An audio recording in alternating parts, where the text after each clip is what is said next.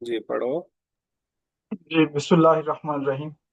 باب ما جاء انه يبدأ بمؤخر الراس بسند متصل منا الى الامام الحافظ ابي عيسى محمد بن عيسى بن ثورة الترمذي رحمه الله تعالى قال حدثنا قتيبة قال حدثنا بشر بن المفضل عن عبد الله بن محمد بن أكيل عن الربيع بنت معوذ بن أفراء رضي الله تعالى عنهما ان النبی صلی اللہ علیہ وآلہ وسلم مسح برأسه مرتين بدا بمؤخر رأسه ثم بمقدمه وبأذنيه كلتيهما ظهورهما وبطونهما قال ابو عيسى هذا حديث حسن وحديث عبد الله بن زيد رضي الله تعالى عنه أصح من هذا وأجود وقد ذهب بعض أهل الكوفة إلى هذا الحديث منهم وكيع بن الجراح۔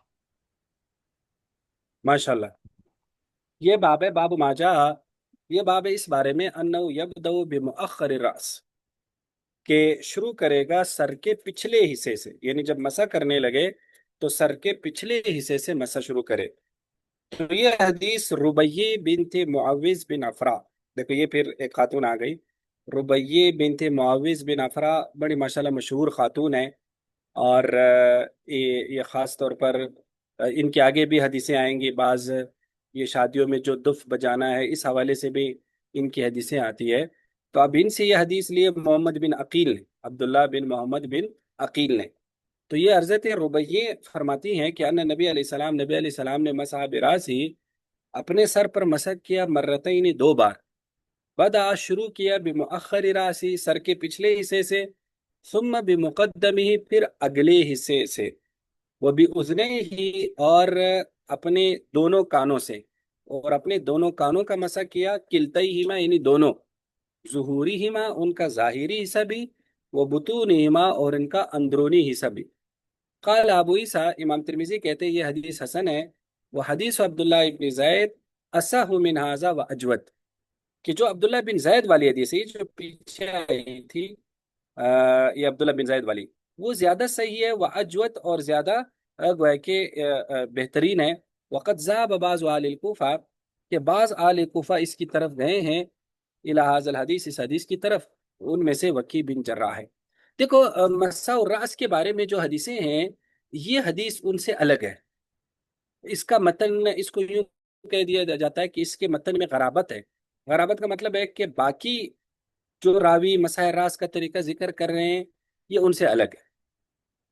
پھر اس میں یہ ہوتا ہے کہ اگر اس یہ جو الگ حدیث ہوتی ہے، اگر اس کے سارے راوی ثقہ ہوتے، باعتماد ہوتے ہیں، تو اس کو پھر وہ کہہ دیتے ہیں یہ حدیث شاذ ہے۔ یہ شاذ ہے کہ اس کا خود تو ہے باعتماد، لیکن یہ دوسرے ثقہ راوی کو کیا کر رہا ہے، مخالفت کر رہا ہے۔ اور اگر اس کا راوی خود ضعیف ہو تو اس کو پھر کہہ دیتے ہیں کہ یہ حدیث منکر ہے۔ تو چونکہ راوی بھی ضعیف اور باقی ثقہ راوی کی مخالفت بھی کر رہا ہے، لیکن اگر راوی خود ثقہ ہے لیکن دوسرے ثقہ راوی کی مخالفت کر رہا ہے تو پھر اس کو وہ شاذ کی کیٹیگری میں رکھ لیتے ہیں۔ تو اب آپ دیکھو مسح الراس کی جتنی روایات ہے اس میں کیا آ رہا ہے، بدا بمقدم راس، کہ آپ علیہ السلام نے سر کے اگلے حصے سے شروع کیا، لیکن یہاں یہ بتا رہے ہیں کہ سر کے پچھلے حصے سے شروع کیا، اور پھر جو ہے نا سر کے پچھلے حصے سے شروع کیا اور پھر اگلے حصے سے شروع کیا۔ اب یہ اس طرح سے کیوں ہے اس حدیث کا؟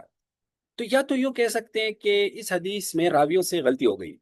راویوں سے غلطی دراصل لگ گئی ہے اس لفظ سے جو ہم نے پچھلے سبق میں اقبل و ادبر کی جو ہم نے تشریح کی تھی، کہ اقبل کا مطلب ہوتا تھا پیچھے سے آگے کی طرف ہاتھ لانا، ٹھیک ہے، اور ادبر کا مطلب ہوتا تھا آگے سے پیچھے کی طرف ہاتھ لے جانا۔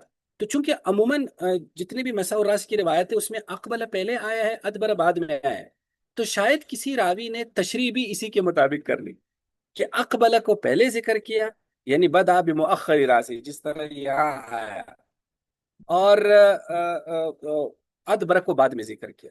تو باقی کسی راوی نے اپنا اجتہاد کیا ہے، کہ چونکہ جب اقبل آیا ہے، راوی خود کہہ رہے کہ اقبل پہلے کیا ادبر بعد میں کیا، یعنی اقبل پہلے ذکر کیا ادبر بعد میں، تو شاید مسائی اسی طرح کیا ہوگا کہ پہلے اقبال کیا ہوگا یعنی پیچھے سے آگے کی طرف ہاتھ لائے ہوں گے، پھر بعد میں ادبار کیا ہوگا یعنی آگے سے پیچھے کی طرف لائے ہوں گے۔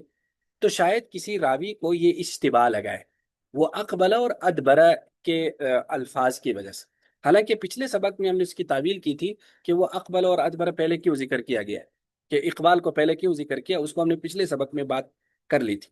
تو یا تو کسی راوی سے یہاں اس اشتباہ کی وجہ سے اس نے ترتیب الٹ کر دی، حالانکہ ترتیب ایسی نہیں ہے۔ لیکن اگر اشتباہ نہ مانے، پھر یوں کہہ سکتے ہیں کہ دراصل جس طرح انہوں نے نیچے یہ حاشیے میں لکھا ہے نا، لعلہ لبیان الجواز، پھر یہ کہہ سکتے ہیں شاید نبی علیہ الصلوۃ والسلام کا عمومی طریقہ تو وہی تھا جو مشہور روایت میں آتا ہے، کہ پہلے آگے سے شروع کر کے پیچھے کی طرف ہاتھ لے جاتے تھے، پھر پیچھے سے آگے کی طرف ہاتھ لاتے تھے۔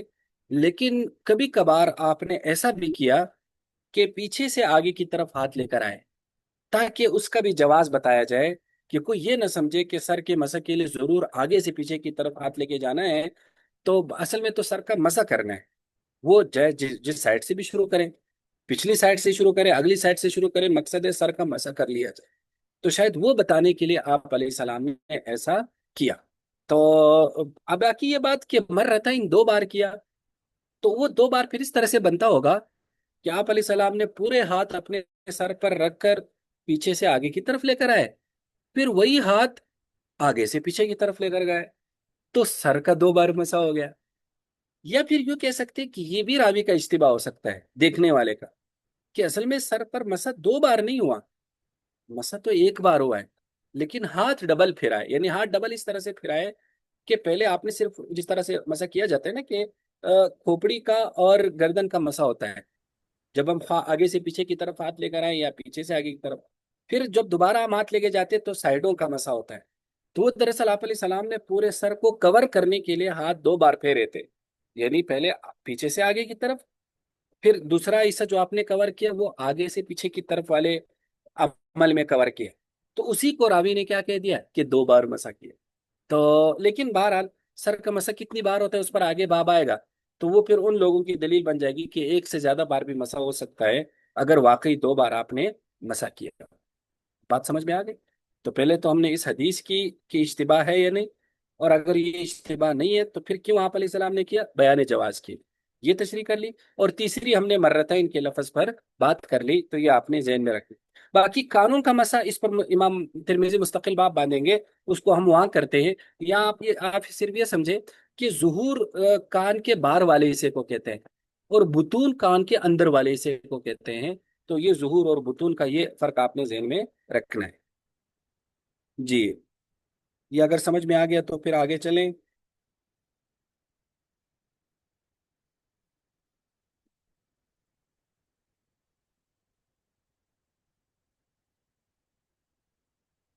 جی پڑھیں پھر۔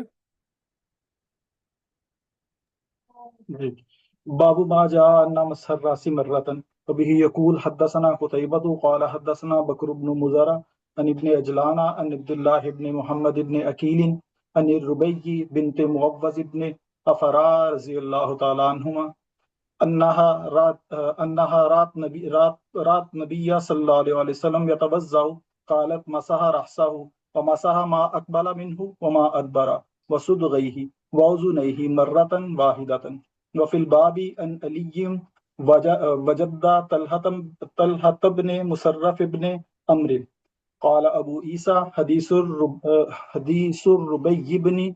الربيع رضي الله تعالى عنها حديث حسن صحيح وقد روی من غیر وجہ عن النبی صلی اللہ علیہ وآلہ وسلم انه مسح برأسه مرة والعمل على هذا عند اکثر اہل العلم من اصحاب النبی صلی اللہ علیہ وآلہ وسلم ومن بعدهم وبه يقول جعفر بن محمد وسفیان الثوری وابن المبارک والشافعی واحمد واسحاق رأوا مسح الرأس مرة واحدة قال حدثنا محمد بن منصور قال سمعت سفيان بن عيينة يقول سألت جعفر بن محمد عن مسح الرأس أيجزي مرة فقال إي والله۔ شابش ماشاءاللہ۔ دیکھو یہ باب ہے، باب ما جاء ان مسح الرأس مرتن، یہ باب ہے اس بارے میں کہ سر کا مسح 1 بار ہے۔ یہ بھی وہی استاد جی، ربیے والی حدیث ہے، دیکھو وہ حدیث کی ترک میں اس طرح سے. جی جی. یہ جو پچھلے بھی ہم نے حدیث پڑھی ہے، یبدأ بمؤخر راسی راسی، اس میں جو ہے وہ امام ترمذی نے یہ کیوں کہا ہے کہ حاذا حدیث حسن؟ ان کو یہاں پہ شاذ کا ورڈ نہیں استعمال کرنا چاہیے تھا؟ جی ماشاء اللہ، اچھا سوال کیا. دیکھو اس میں یہ ہے کہ امام ترمذی حدیث کی ہر کیٹیگری کا ذکر نہیں کرتے. تین کیٹیگریوں کا ذکر کرتے ہیں حدیث صحیح، کبھی اس کے ساتھ حسن اور کبھی غریب کا لفظ شامل کر لیتے ہیں، حسن صحیح یا صحیح غریب. دوسرا وہ کیا ذکر کرتے ہیں، حدیث حسن. اور تیسرا وہ حدیث غریب کا لفظ ذکر کر دیتے ہیں. تو حدیث حسن صحیح سے کم درجے کا ہوتا ہے، ٹھیک ہے. تو شاذ حدیث بھی حسن بن سکتی ہے. تو وہ امام ترمذی اتنی ڈیپ میں نہیں جاتے، ٹھیک ہے، ڈیپ میں نہیں جاتے. لیکن یہاں دیکھو انہوں نے حسن دوسری کیٹیگری کا ذکر کر دیا، وہ صحیح والی کیٹیگری ذکر نہیں کی. یہی وجہ ہے کہ اب یہ والی حدیث چونکہ اگلے باب میں بھی آ رہی ہے، تو وہاں پھر امام ترمذی کا آپ تبصرہ سنو، وہ اس کو حسن صحیح کہہ رہے ہیں. تو وہاں جو ہے کہ تھوڑا سا اس کو جو ہے کہ الگ کر کے اس کو کر رہے ہیں. اب سمجھ میں آ گیا. جی تو جی، اس لیے امام ترمذی کی یہ عادت نہیں ہے کہ وہ بالکل جو ہے نا یعنی ہر قسم کو الگ ذکر کریں گے، ایسا نہیں.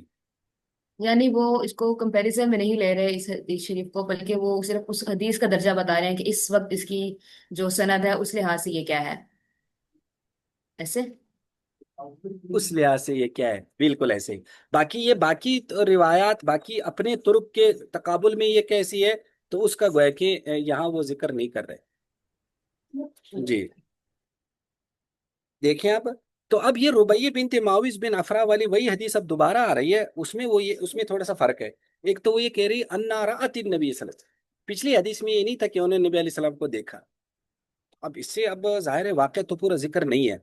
اب آپ علیہ السلام کو کیسے دیکھا ہوگا؟ یا تو ایسا لگتا ہے جس طرح ابھی آپ بعض نے سوال کیا کہ وضو کر کے دکھانا چاہیے، یہ بھی تو ہو سکتا ہے کہ آپ علیہ السلام صحابہ یا صحابیات کو وضو کر کے دکھا رہے ہو، تو ربیہ نے دیکھا ہو. یا پھر یوں ہو سکتا ہے کہ کسی موقع پر آپ علیہ السلام وضو کر رہے ہوں، تو یہ لوگ کسی جگہ سے دیکھ رہے ہوں گے، تو اس طرح سے دیکھا ہوگا. تو وہ فرماتی ہے کہ انہوں نے نبی علیہ السلام کو وضو کرتے دیکھا. قالت، پھر انہوں نے کہا مسح رأسہ، اپنے سر پر مسح کیا، ومسح ما اقبل منه وما ادبر، کہ جو سر کا اگلا حصہ ہے اس کا بھی مسح کیا اور پچھلے حصے کا بھی مسح کیا. دیکھو یہاں وہ والی تفصیل نہیں ہے جو وہاں راوی اس کو لے کر آئے. وسدغئی ہی، اور اپنی کن پٹیوں کا بھی، وہ اذنئی ہی، اور اپنے کانوں کا بھی ایک بار. وہ فی الباب عن علی وجد طلحہ بن مصرف بن عمر. اب قال ابو عیسیٰ، امام ترمذی کہتے ہیں کہ ربیع حدیث ربیع حدیث حسن صحیح ہے. دیکھو اس کا درجہ اس سے بڑھا دیا، چونکہ اس میں وہ کچھ تھوڑا سا پرابلم تھا، اس لیے اس کو حسن کا نام دے دیا. وقد روی من غیر وجہ، کہتے ہیں بہت سارے طرق سے نبی علیہ السلام سے مروی ہے، انہو مسح برأسی مرتن، کہ آپ علیہ الصلوۃ والسلام نے سر پر ایک بار مسح کیا. اور عمل اسی پر ہے اکثر اہل علم کے، آپ علیہ السلام کے صحابہ اور بعد والوں کا. اور یہی جعفر بن محمد صادق کا قول ہے، سفیان ثوری کا، ابن مبارک، شافی، احمد اسحاق کا. راؤ سب سمجھتے ہیں مس الراس مرتن واحدہ، کہ سر کا ایک بار مسا ہوگا. تو آگے وہ سفیان بن عیینہ کا قول نقل کرتے ہیں کہ میں نے جعفر بن محمد سے پوچھا مس الراس کے بارے میں، کیا ایک بار کافی ہے؟ فقال ای واللہ، تو انہوں نے کہا ایک بار جو ہے نا وہ کافی ہے. اب دیکھو اس حدیث میں سر کا مسا ایک بار کرنا، اس کو تو ہم کرتے ہیں. پہلے آپ یہ سمجھ لیں، اس حدیث میں وہ ڈیٹیل نہیں ہے جو پچھلی حدیث میں. اگر ہم تھوڑے سے تقابل کریں، ایک تو بدا بمؤخر راسی وغیرہ کے الفاظ نہیں ہے، دوسرا مرتین کے الفاظ نہیں ہے، دوسرا بأذنیہ ہے، کانوں کی بھی ڈیٹیل نہیں ہے. اس میں کانوں کی ڈیٹیل ہے کہ ظہور اور بطون کا مسا کیا، اس میں وہ تفصیل بھی نہیں. تو اس طرح سے حدیث کی جو مختلف طرق ہوتے تھے، وہ اس طرح سے بھی اس میں تبدیلی آ جاتی تھی. یہی وجہ ہے کہ حضرت انور شاہ صاحب رحمہ اللہ فرماتے ہیں، اور ویسے بھی فقہا کا یہ اصول تھا، کہ وہ حدیث کی مختلف طرق کو دیکھ کر پھر ان میں سے جو مشترک معنی ہوتا تھا وہ نکالتے تھے. جو راویوں کے الگ الگ انفرادی چیزیں ہوتی تھی، اس میں اس کو سکپ کر لیا جاتا تھا. ظاہر ہے اس کا پھر اتنا وہ درجہ نہیں بنتا جو اس روایت کے ایک مجموعی تاثر سے بنتی. اب مثلا اس طرق کے ایک مجموعی اس سے تو یہ بنتا ہے کہ ایک واقع ہو گیا ہے، حضرت ربیہ نے آپ کو وضو کرتے دیکھا، لیکن اس کی تفصیلات میں راویوں سے کچھ گویا کہ کیا ہے یہ ہے. دوسرا اس میں سدغئی کا لفظ ہے، سدغئی، کن پٹی، اس کا اردو ترجمہ ہوگا کن پٹی. تو آپ بتا سکتے کن پٹی کسے کہیں گے؟ تو یہ جو کان کے بالکل اوپر والا حصہ ہے، کچھ کہتے ہیں کان کے بالوں کو بھی، لیکن یہ کان کے اوپر والا کان کے اوپر والا حصہ؟ آ، جی کان کان کے بالکل جو اوپر لگ رہا ہے ساتھ. دیکھو کنپٹی کا اگر ہم اردو میں دیکھیں تو کنپٹی کا ایک معنی ہوتا ہے جہاں انسان کی نا جو بال لٹکے ہوتے ہیں، ٹھیک ہے، نیچے جہاں سے پھر داڑھی شروع ہوتی ہے، ٹھیک ہے، تو داڑھی جہاں سے شروع ہوتی ہے تو اس داڑھی سے اوپر اور جو سر کے درمیان والی ایک ہڈی ہوتی ہے، ایک تو کنپٹی اس کو کہتے ہیں نا، ایک کنپٹی کا یہ معنی ہے. ایک کنپٹی کا معنی آنکھ اور کان کے درمیان بھی ہوتا ہے. انہوں نے یہاں بھی اس کی ایک تشریح یہ کی ہے، ما بین الاذن والعین، کان اور آنکھ کے درمیان. تو اگر کان اور آنکھ کے درمیان لے لے پھر کون سا والا حصہ ہوگا؟ کان تو نیچے ہے اور وہ اوپر ہے، تو اس کو ہم کیسے وہ اب یہاں کن پٹی سے کیا مراد ہے؟ ماتھے سے نیچے کی طرف اگر ہم آئیں تو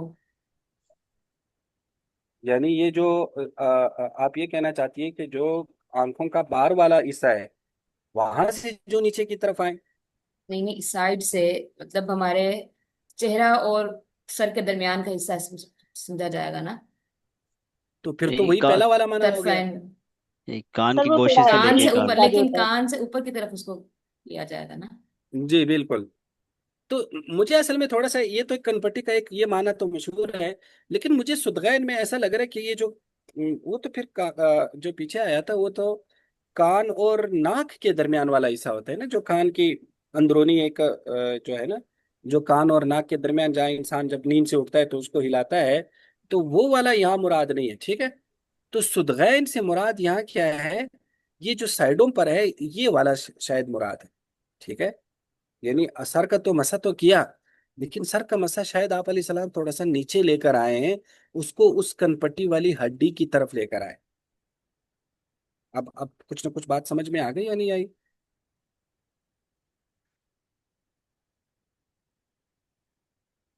یعنی کہ وہ جو آنکھ کے گوشے سے لے کر اور کان کے درمیان کا جو حصہ جہاں پہ یہ ہڈی بھی ہے کبری ہوئی وہاں تک، یعنی. ہاں بالکل، یعنی بالکل، یعنی اس کا مطلب ہے کہ اگر آپ آنکھوں سے ایک سیدھی لکیر کھینچے کان کی طرف تو یہ والا حصہ جی مراد ہے، ٹھیک ہے. صحیح. ہاں. تو اس میں تھوڑا سا پھر وہ عام طور پر ہم کنپٹی تھوڑا سا اس سے نیچے بھی آ جاتا ہے، لیکن بہرحال اسی ایریا کو گویا کہ انہوں نے کنپٹی کہہ دیا، ٹھیک ہے. اب دوسری بات یہ ہے کہ سر کا مسا کتنی بار کرنا ہے. تو اس میں جمہور یہ کہتے ہیں کہ سر کا مسا ایک بار کرنا ہے، جبکہ امام شافی رحم اللہ کا ایک قول یہ ہے کہ سر کے مسے میں تثلیث سنت ہے، 3 بار کرنا. جیسے باقی اعضاء کو 3 بار دھونا مسنون ہے، آگے آئے گا، تو سر کے مسے میں بھی تثلیث ہے. لیکن یہاں امام ترمذی نے امام شافی کی طرف منسوب کیا کہ وہ بھی ایک بار کرنے کے کہنے کے قائل ہے. تو پھر یہ ہو سکتا ہے کہ امام شافی کے 2 قول ہو. لیکن بہرحال امام شافی کا جو مشہور قول اختلافی کتب میں نقل کیا گیا ہے کہ ان کیا تثلیث مسنون ہے. تثلیث کی کیا حدیث ہے؟ تو آگے کچھ حدیثیں آئیں گی جس میں خاص طور پر یہ آتا ہے کہ آپ علیہ السلام نے 3 بار مسح کیا. حضرت عثمان کی بعض روایت میں آتا ہے، ان سے وضو کا طریقہ منقول ہے، تو اس کے بعض طرق میں 3 بار کا لفظ ہے. دوسرا امام شافی جو ہیں وہ اس کو گویا کہ وہ کرتے ہیں.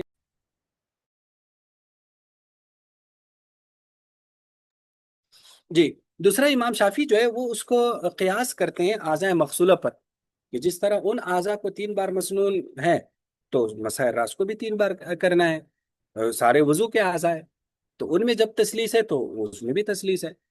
لیکن احناف اور جمہور ایک تو ان روایت کو لیتے ہیں جس میں مرتن واحدتن کے الفاظ ہے، اور یہ روایت کافی زیادہ ہے، مشہور روایات میں مرتن واحدتن کے الفاظ ہی ہے.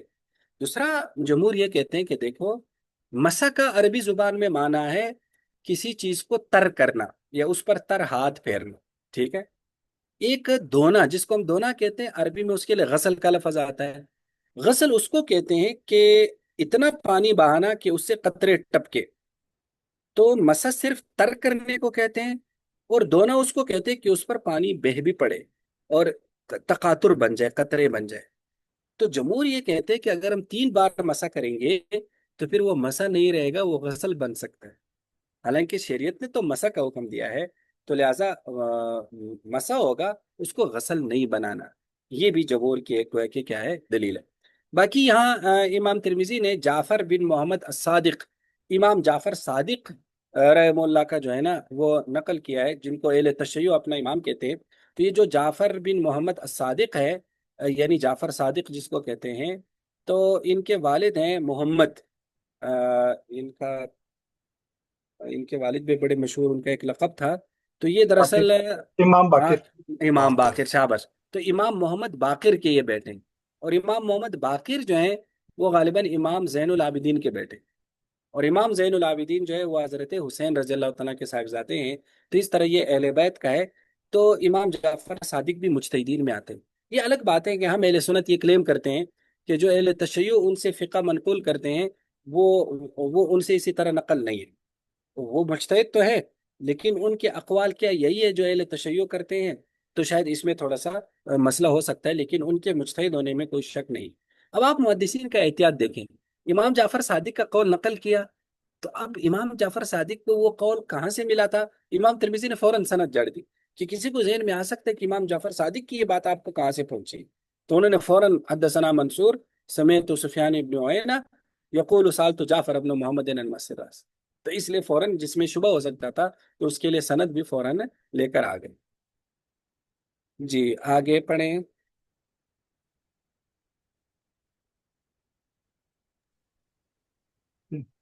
बाबू मा जा अन्नहु याखुज़ु लिरासिही मान जदीदन व बिही यक़ूल हद्दसना अली इब्न खशरम क़ाल अख़बरना अब्दुल्लाह इब्न वहब क़ाल हद्दसना अम्र इब्न अल-हारिस अन हब्बान इब्न वासीन अन अबीही अन अब्दुल्लाह इब्न ज़ैद रज़ियल्लाहु तआला अन्हु अन्नहु रअा नबिय्य सल्लल्लाहु अलैहि वसल्लम तवज़्ज़अ व अन्नहु मसा रअसहु बिमाइन गैरि फ़ज़्लि यदैहि।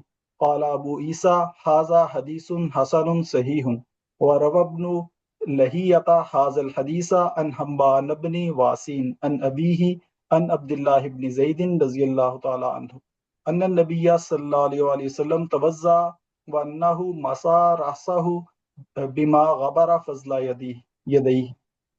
शाबाश माशाल्लाह। ये बाबे बाबू माजा, ये बाबे इस बारे में अन्नो या खुजू के लेगा लेरा असी सर के मस्से के लिए माँ अन जदीदन नया पानी। तो ये हदीस अब्दुल्ला बिन जैद से, वो कहते हैं उन्होंने नबी अलैहि सलाम को वजू करते देखा, वन नो मसा रास हो, और इसको देखा कि नबी अलैहि सलाम ने सर पर मसा किया, बिमा इन उस पानी से, गैर फजली यदई जो हाथों के बचे हुए पानी के अलावा था।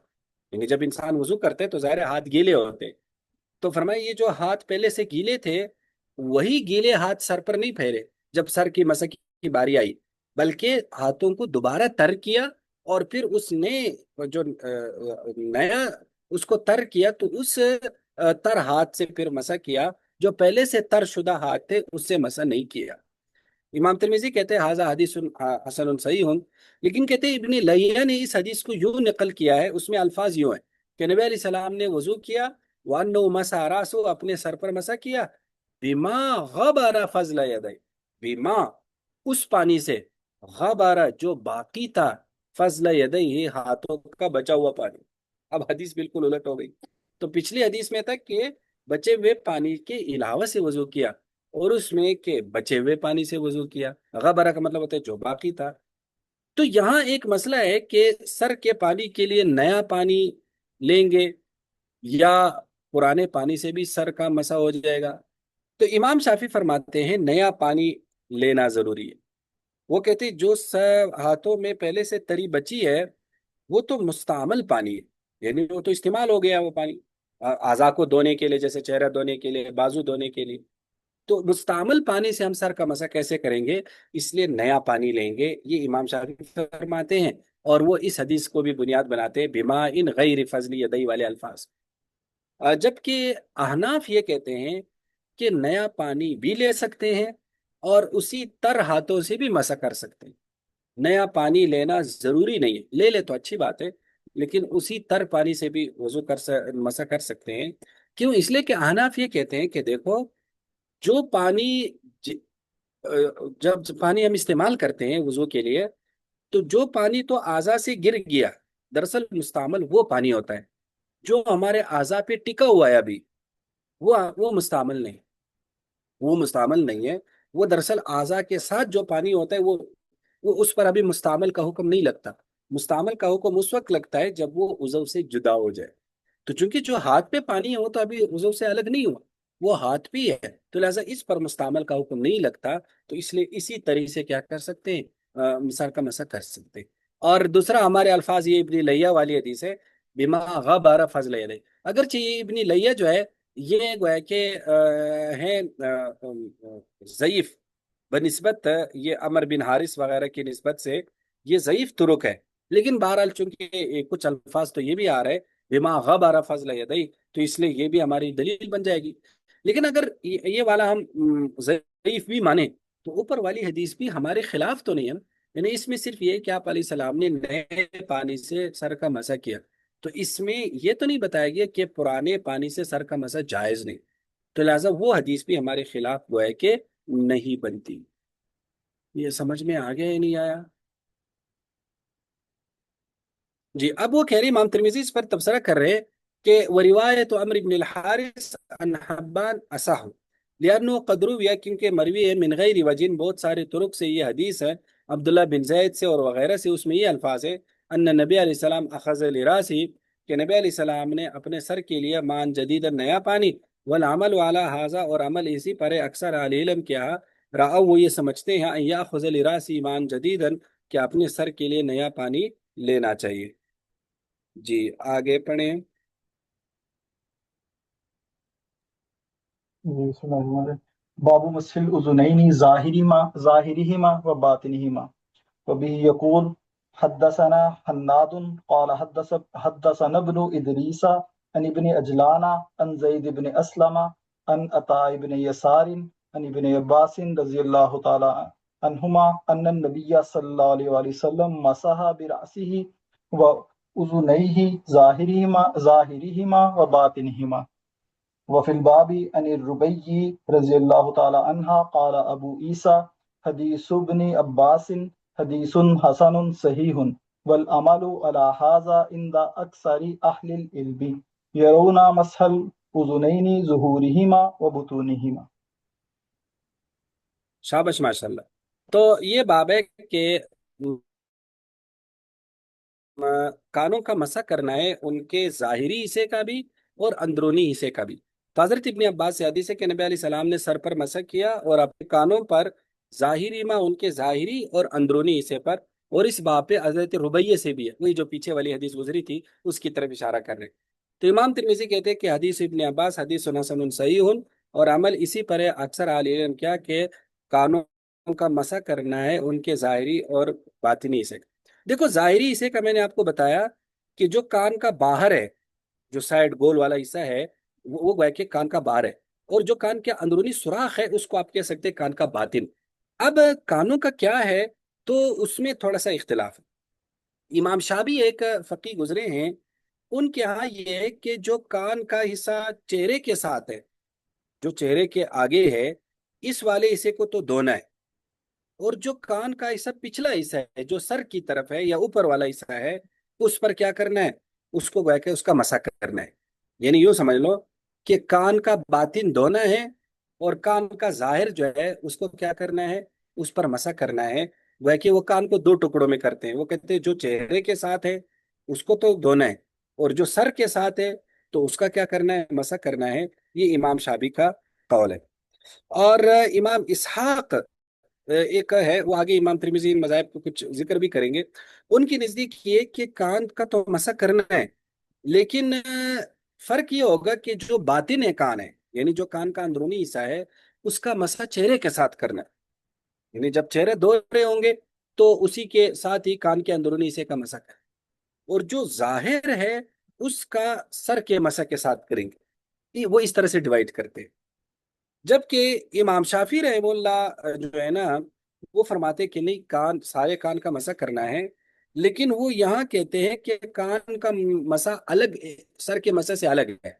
وہ کہتے ہیں کان سر کا حصہ نہیں ہے، یعنی کان الگ عضو ہے. تو جب الگ عضو ہے تو جس طرح ہم نے سر کے مسح کے لیے نیا پانی لینا تھا، تو کان کا مسح کرتے وقت بھی نیا پانی لیں گے، ہاتھ الگ تر کریں گے اور کان کا مسح کریں گے، تو اس کو سر کے مسح کے ساتھ مکس نہیں کریں گے، یا جو پانی سر کے مسے کے لیے لیا ہے اس سے نہیں کریں گے۔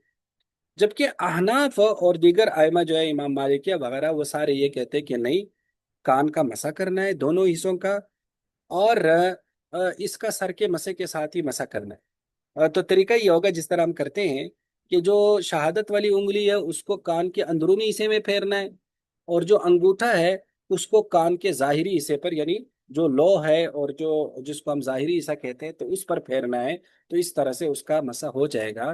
تو گویا کہ مین اختلافی مسئلہ کیا ہے کہ ایک تو اس میں کان کا کچھ حصہ کیا دھونا بھی ہے یا سارے کان کا مسح کرنا ہے۔ دوسرا اس میں یہ کہ جب کان کا مسح کرنا ہے تو اس کے لیے نیا پانی لینا ہے یا نہیں لینا۔ تو شوافے کہتے ہیں نیا پانی لیں گے، لیکن احناف کہتے ہیں نیا پانی نہیں لیں گے۔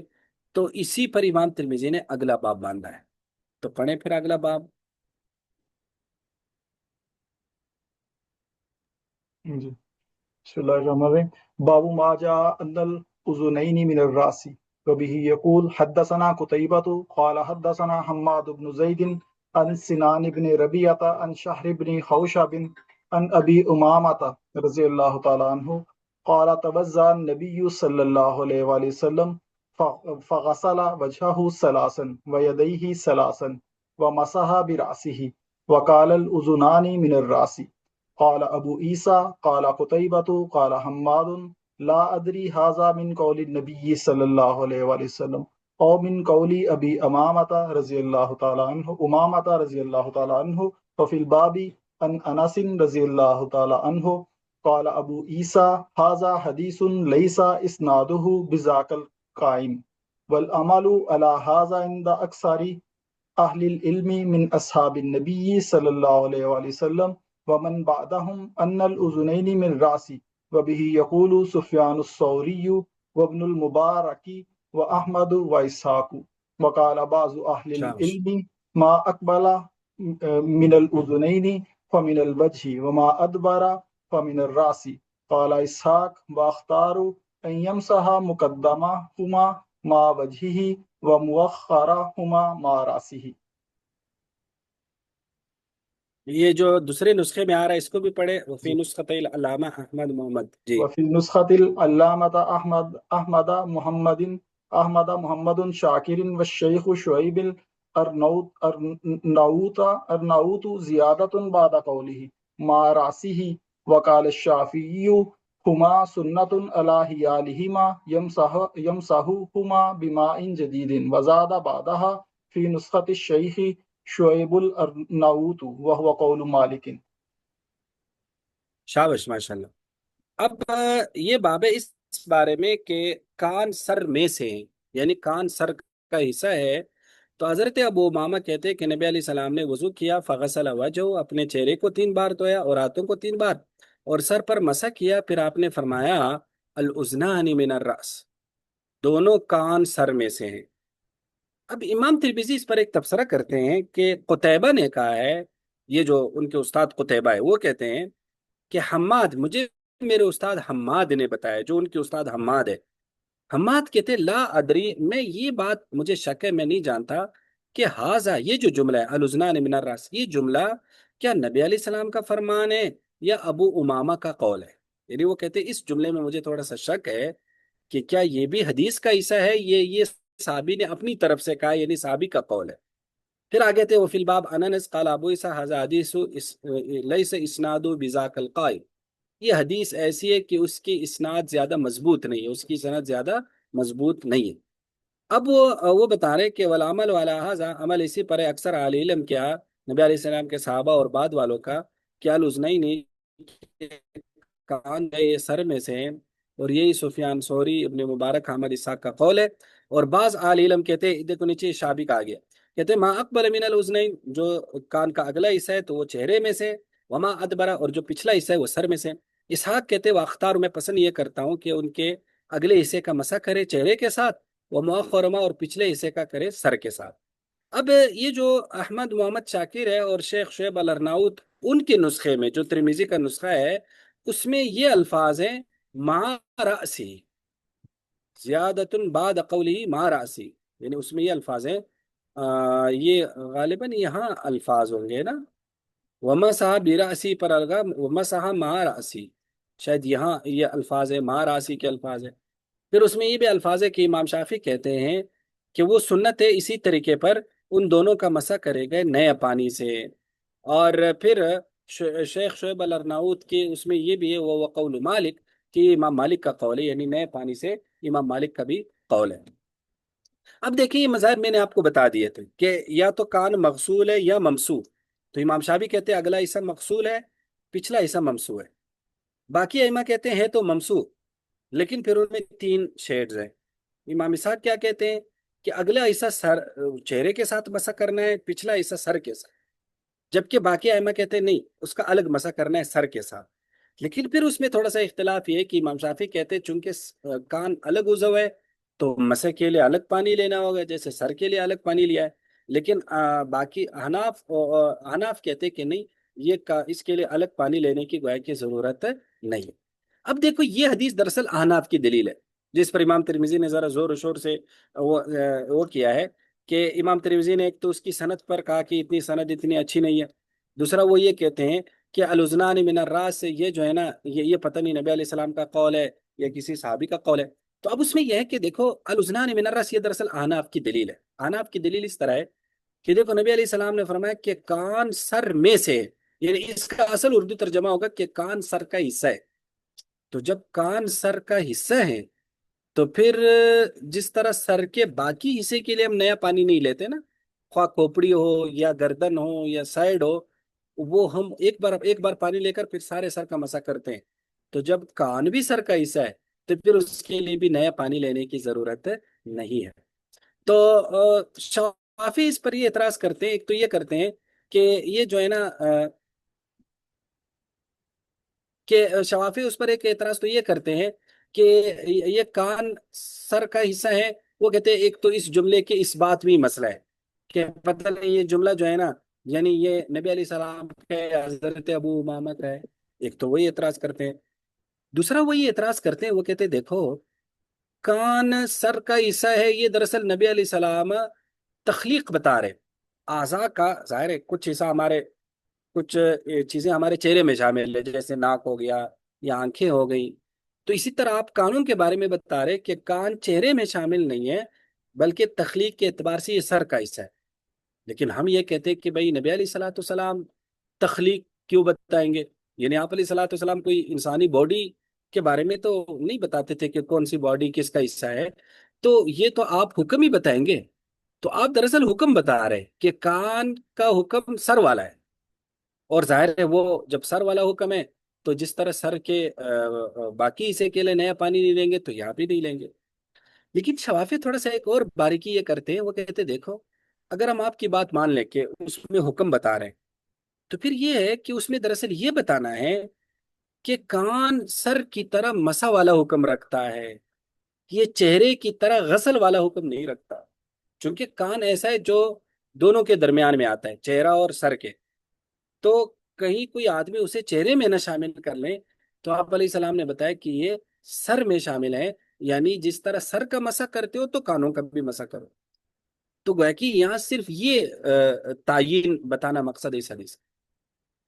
तो हम कहते हैं कि अगर ये तायीन बताना मकसद होता कि भाई कान का मसा करो सर की तरह, फिर अरबी की ताबीर ये नहीं होनी थी अल उज़नानी मिनर रास, फिर ताबीर ये होनी थी अल उज़नानी कर रास, कि कान हुक्म में सर की तरह है।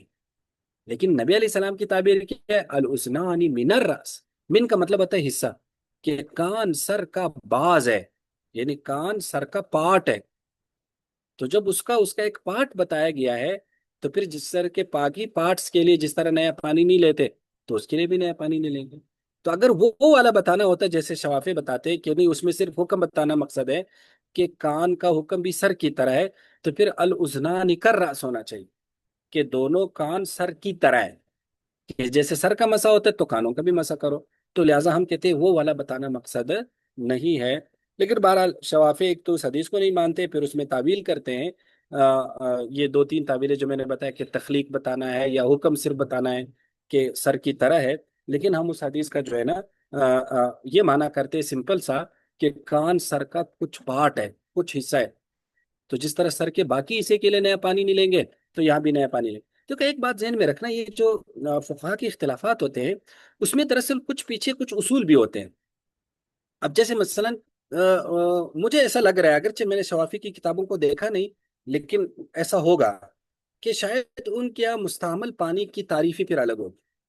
ہمارے یہاں مستعمل پانی کی تعریف یہ کہ جو جو اعضاء سے بہہ پڑے، جو اعضاء سے الگ ہو جائے. تو ان کے ہاں شاید پھر یہ ہوگا کہ جو پانی لے لیا اسے ہاتھ میں اور اس کو ایک مرتبہ یوز کر لیا، پھر وہ جو عضو پہ بچا ہوا ہے وہ بھی شاید مستعمل، شاید وہ اس کو بھی مستعمل پانی کہتے ہوں گے. اس لیے وہ گویا کہ ان کے ہاں جو ہاتھ کا پہلے سے جو تر ہاتھ ہے اس سے نہ سر کا مسح کر سکتے ہیں. اگر سر کا مسح کر لیا تو پھر نہ اس سے کانوں کا مسح نہیں کر سکتے، الگ پانی لینا ہوگا.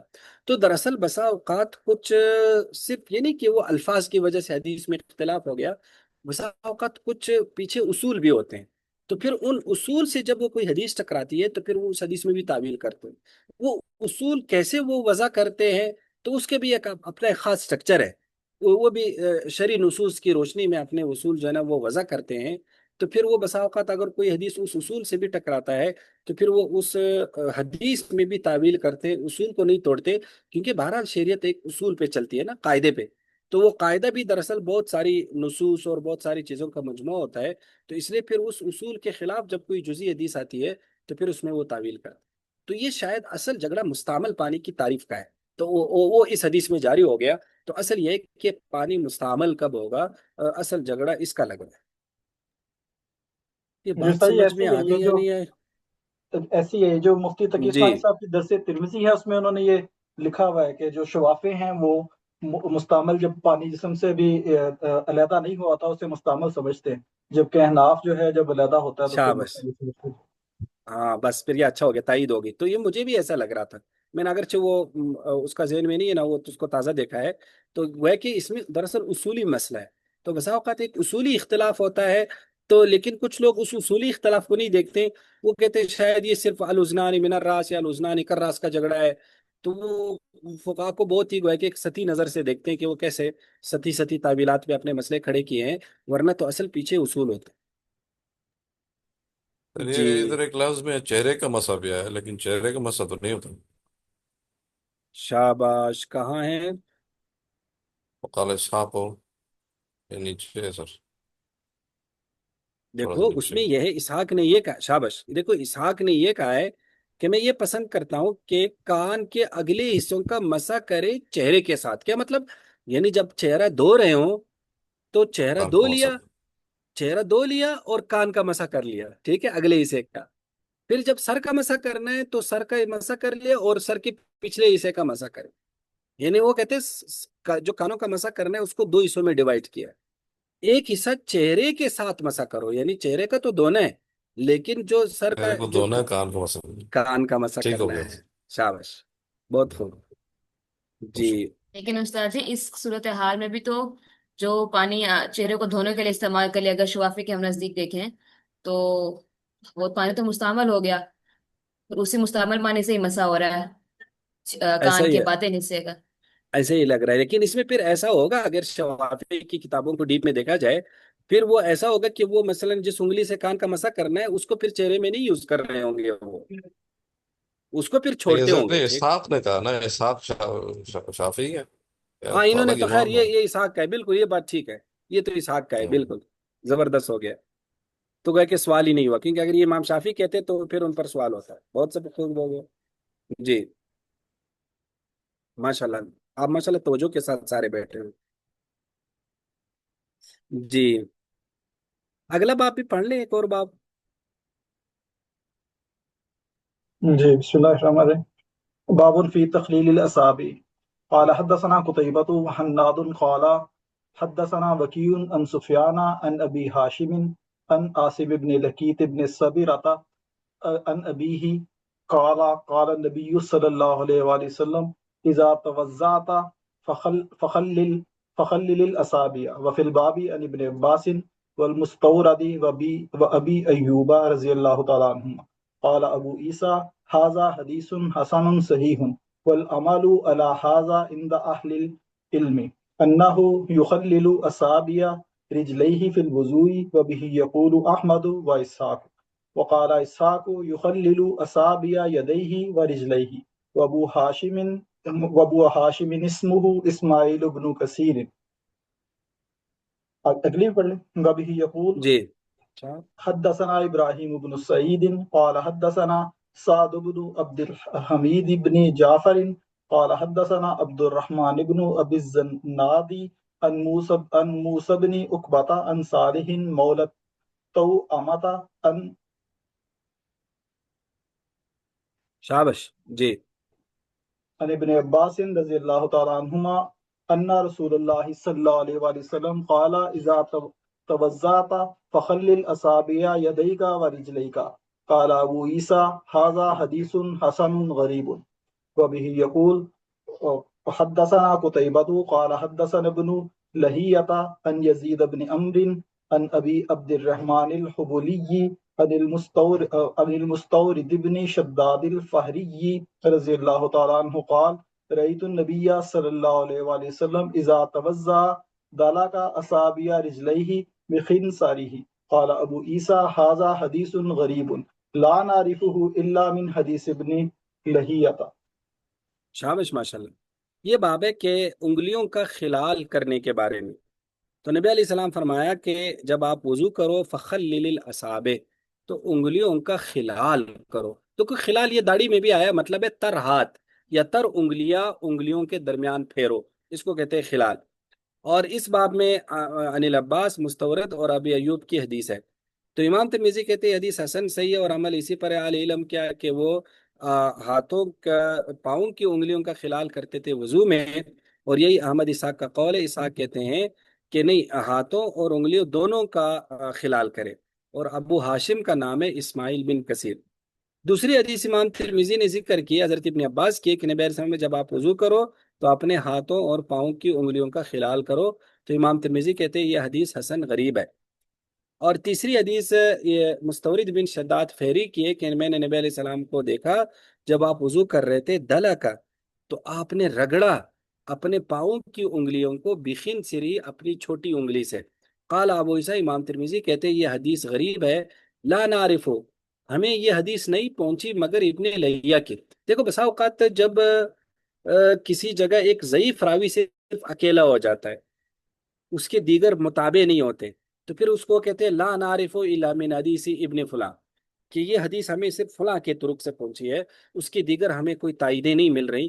تو یہ حدیث بھی ابن لیہ ہی کے طرق سے پہنچی ہے. جس طرح میں نے کہا کہ ابن لیہ محدثین کیا ضعیف راوی ہے، تو اس لیے انہوں کو حدیث غریب کہہ دیا. دیکھو انگلیوں کا خلال کرنا ہے. انگلیوں کا خلال اگر تو انگلیوں کا جو اندر والا حصہ ہے، جو دو انگلیوں کے درمیان والا حصہ ہوتا ہے، اگر تو اس کے خشک رہ جانے کا یقین ہو پھر تو انگلیوں کا خلال واجب ہے. لیکن اگر یقین ہو کہ جو انگلیوں کے اندر والا حصہ ہے، جو دو انگلیوں کے درمیان والا حصہ ہے، اس میں پانی پہنچ چکا ہے، پھر انگلیوں کا خلال آداب میں سے ہے، یعنی مستحبات میں سے کرنا چاہیے. تو کیا پتہ خشک رہ گیا ہو. خاص طور پر پرانے زمانے میں تو زیادہ اس کی ضرورت تھی کہ برتن سے پانی اٹھا کر لیتے تھے، تو اس میں ہو سکتا ہے کچھ ایسا رہ جائے. لیکن آج کل چونکہ ٹوٹیاں بنی ہوئی ہے، تو اس لیے بہت ہی کم امکان ہے کہ انگلیوں کے درمیان کوئی حصہ خشک رہ جائے. لیکن چونکہ یہ آداب میں سے، تو پھر بھی کر لینا چاہیے. باقی اس میں یہ ہے کہ جو ہاتھوں کی انگلیوں کا خلال ہے، تو اس میں دونوں طریقے ہو سکتے ہیں.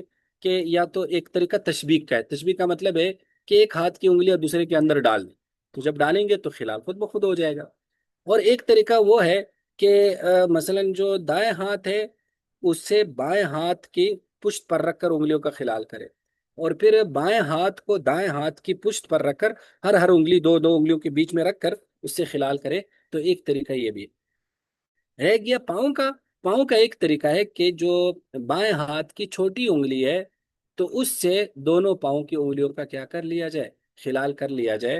اور چھوٹی انگلی سے شروع کر لیا جائے بائیں پاؤں کی، اور کرتے کرتے دائیں پاؤں کی آخری یعنی بڑی انگلی تک اس کو پہنچایا جائے. تو یہ خلال بھی الگر کر لیا جائے تو زیادہ اچھا ہے. یہ سمجھ میں آ گیا یا نہیں آیا؟ استاد جی یعنی پاؤں جی میں جناب. بائیں طرف سے شروع کریں گے خلال کرتے ہوئے؟ یہ دائیں سے شروع کریں گے؟ बाईं तरफ से शुरू اچھا جی، करेंगे। बाईं तरफ से शुरू करेंगे, दाएं पर खत्म करेंगे। ٹھیک ہے، लेकिन हो सकता है इसमें दाएं वाला कौल भी हो। ठीक है, اچھا جی، इसको थोड़ा सा फिर दोबारा ताजा देखना होगा जी। इसको मैं देख के फिर बताता हूँ, ठीक है जी। तो कोई किसी का कोई सवाल है आज के सबक से मुतलिक? उस्ताद जी, अगर खुश्क रहने का गुमान हो तो खिलाल करना वाजिब है या सुन्नत है? फिर वाजिब है। फिर खिलाल वाजिब हो जाएगा, क्योंकि वो अंदर जो है ना वो खुशक रह रहा है ना, तो फिर वो वाजिब है। ये ऐसे ही जिस तरह किसी आदमी ने ना अंगूठी पहनी हुई है, तो अंगूठी में भी यही है कि उसका भी खिलाल करना है, थोड़ा सा हिलाना है। तो उसमें भी ये है कि अगर अंदर वो खुशक रह रहा हो, फिर उस अंगूठी को हिलाना और थोड़ा सा आगे पीछे करना वाजिब है। लेकिन अगर यकीन हो कि अंदर पानी पहुंच चुका है, तो फिर उसको हिलाना सिर्फ मुस्ताहबात और आदाब में से हो जाए।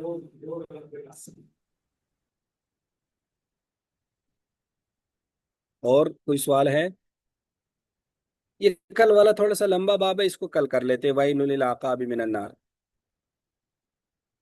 ठीक है सर। तो आज के सबक से और किसी का कोई सवाल है?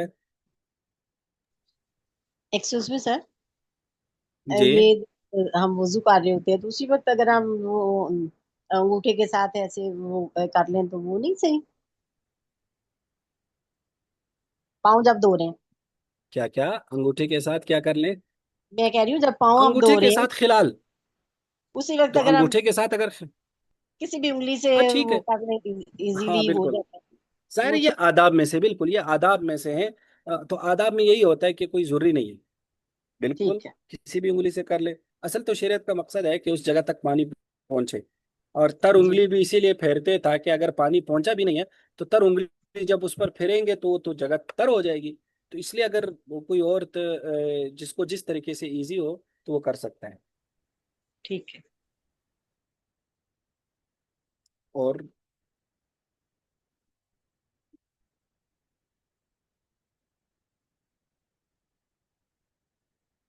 नहीं है कोई सवाल?